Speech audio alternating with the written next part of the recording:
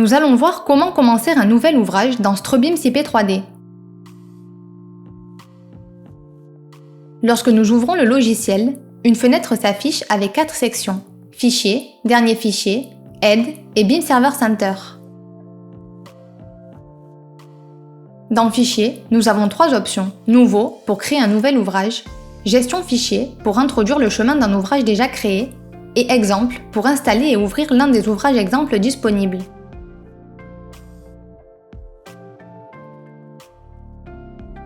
La section Dernier fichier de cette fenêtre surgissante affiche une liste avec les chemins des derniers ouvrages ouverts auxquels nous pouvons accéder directement en un clic.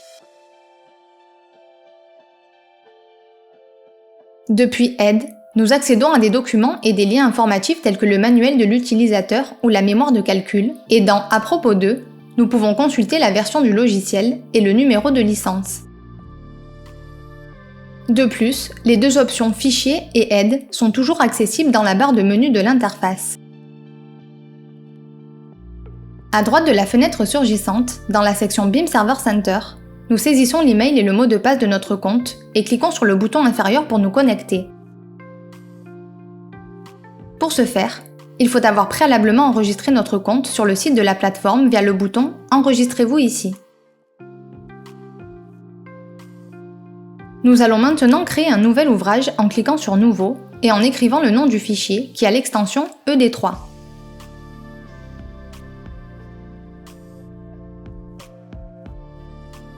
Nous cliquons sur Parcourir si nous voulons modifier le chemin où il sera enregistré. Le logiciel fera aussi une sauvegarde automatique dans le même chemin avec l'extension ED$.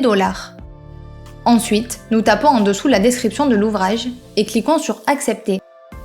Tout de suite, la fenêtre Nouvel ouvrage s'affiche avec 2 options. Si nous sélectionnons la première option Ouvrage vide, nous créons un ouvrage à partir de 0 en saisissant toutes les données du modèle. Si nous cochons la seconde, Introduction automatique IFC, nous importons l'information des fichiers IFC qui comprennent la définition du modèle analytique à partir desquels s'obtiennent les liaisons entre les barres et le schéma de leur disposition. Dans notre cas, nous allons créer un ouvrage vide. Nous cochons donc l'option et cliquons sur Accepter. Ensuite, une fenêtre de définition des données générales s'affiche, incluant les normes, matériaux, actions et autres options de calcul. Nous pouvons configurer les informations dont nous disposons actuellement et laisser pour plus tard les données que nous ne connaissons pas encore.